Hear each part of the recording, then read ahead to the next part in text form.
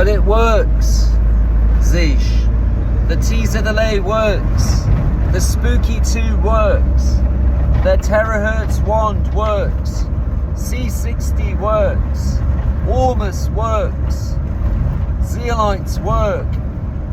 Veganism works. Life food works. All of these things, they have to work. If they didn't work, they couldn't sell them. They have to work.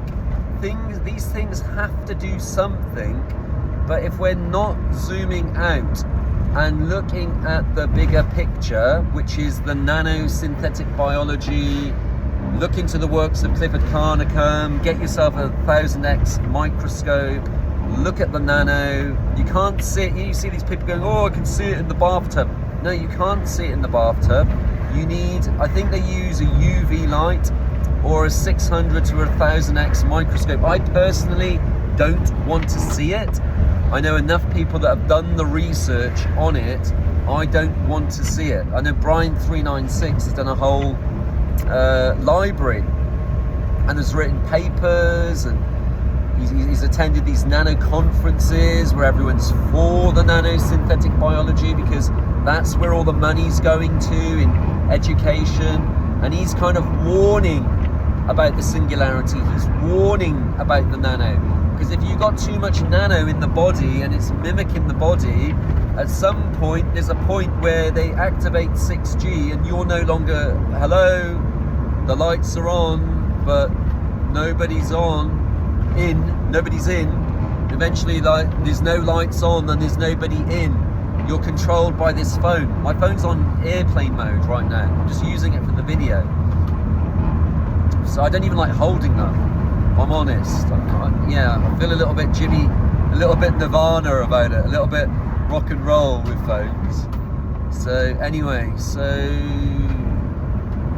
yes. So they have, like, veganism, right? Great example, right? I did veganism, plant-based live food, living food, rainbow green live food cuisine for about 9 years. For health reasons. I got into it. I did it really well. I went and lived in San Diego for a bit, California, explored the movement, explored the culture, which kind of came from Germany, landed in California via Nature Boy, think Nat King Cole, and Eden Arbez, and there's all the whole raw food movement, Victor Kulvinskas, Matt Amston, talking to Google about live food, David Avocado Wolf, Sun Food Nutrition.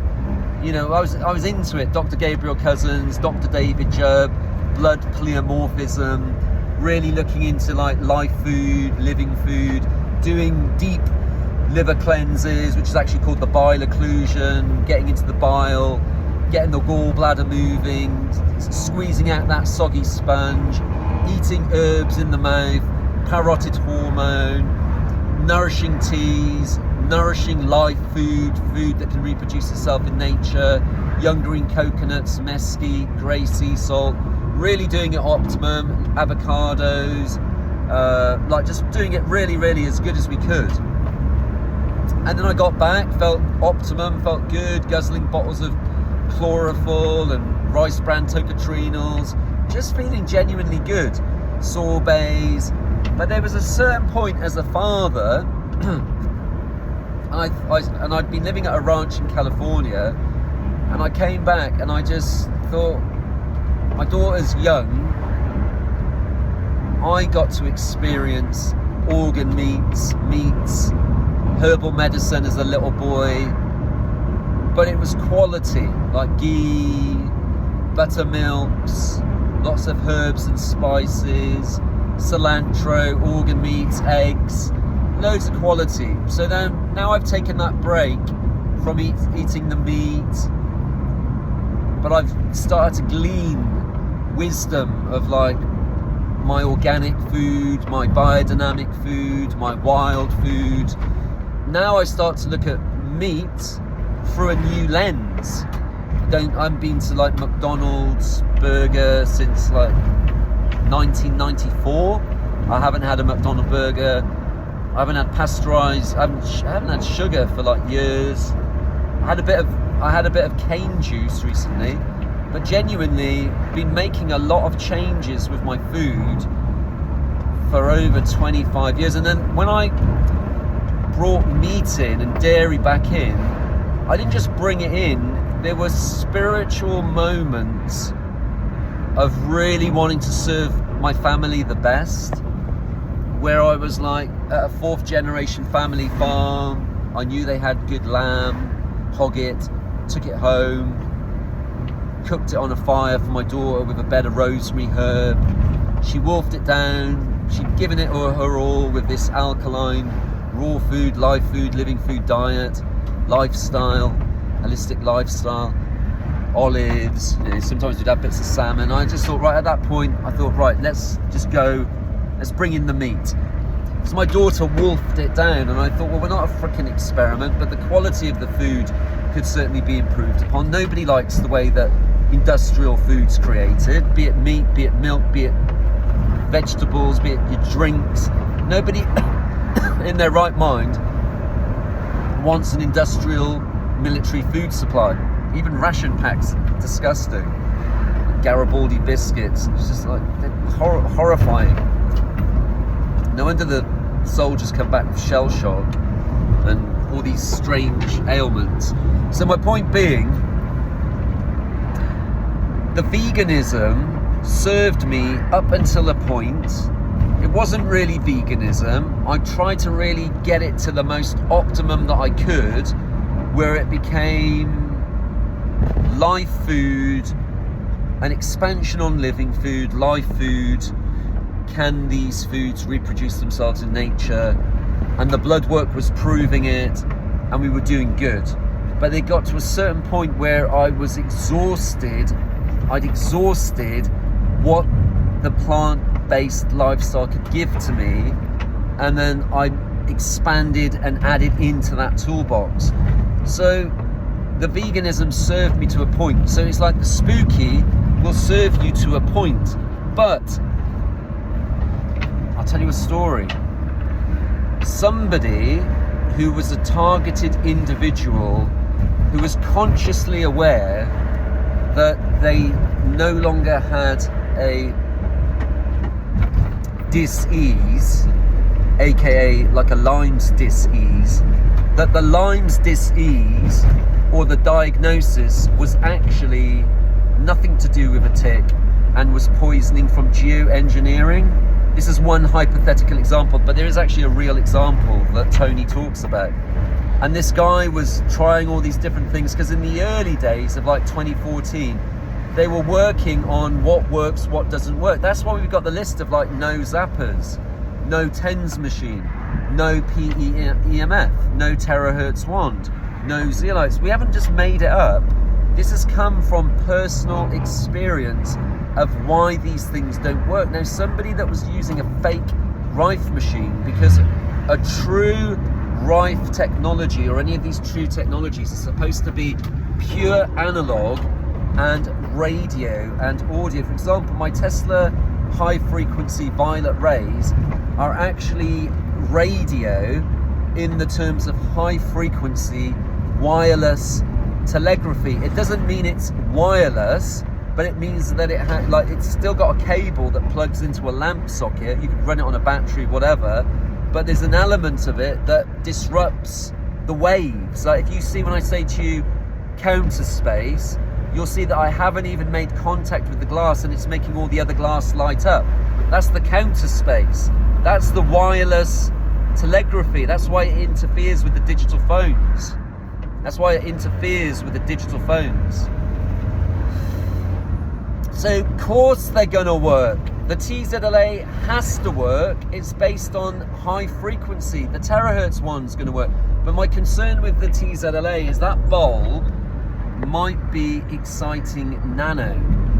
And I just don't think they're equipped with that Anna Mihalacea, because Anna Mihalacea originally was like no to devices, and she was right to a degree, but she didn't know the devices that would work. And we've worked out the devices that are restorative, that are disengaging, that destroy, annihilate, and with using the salts, you can extract those layers of first one in, last one out. We've got the proof is in the pudding. My mate had his blood work done, that's been building these machines. His blood work was immaculate. He had zero antibodies. He had zero antibodies during Boogeyman, with all the masking up and all that stuff going on, all that ludicrous craziness going on, just from doing simple high dose vitamin C, 20 drops of iodine, bromelain, which you can get from pineapple. I love pineapple juice, and wearing an ionizer, or a slim Sperling harmonizer, which is actually 144 hertz and also behaves like an ionizer as well in its nature. So, which I'm kind of into the slim Sperling. I've been doing some experiments with this, and I actually prefer the slim Sperling from my personal experience. So I only bring one thing in. If you only bring one thing in, you can really see if it works. So back to the spooky story, someone actually died because the synthetic biology, nanosynthetic particles, quantum dots, smart dust, graphene, self-assembling nanobots, essentially utilized, because he already had a pre-existing condition which he was starting to work on, and that spooky 2 utilized the frequencies, the said frequencies, because they get activated by light, they get activated by ELF, EMF, they get activated by different frequencies, different colored light from the phones, and different frequencies like digital will excite it. The digital is the demon. So they used the fake Rife machine, the nanosynthetic biology utilized that, because it's all about the utilization.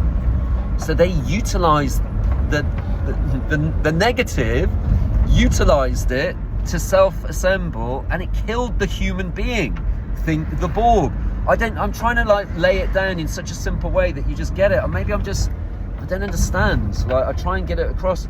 I've actually told people this, that use these BCXs. It's also a fake Rife machine, and I've told them that the guy actually died, and they just like, oh well, I'll just keep taking my Zeolites, I'll keep guzzling my urine.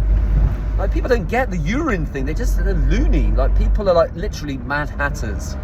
They're mad hatters. If they're putting in C60 into their bodies, fullerenes, shungite, zeolite, silica, smoking gun, because zeolite is silica and silica is zeolite. It's all smoking gun. If you're putting that into your body, it's the modern day mercury. It's the modern day lead.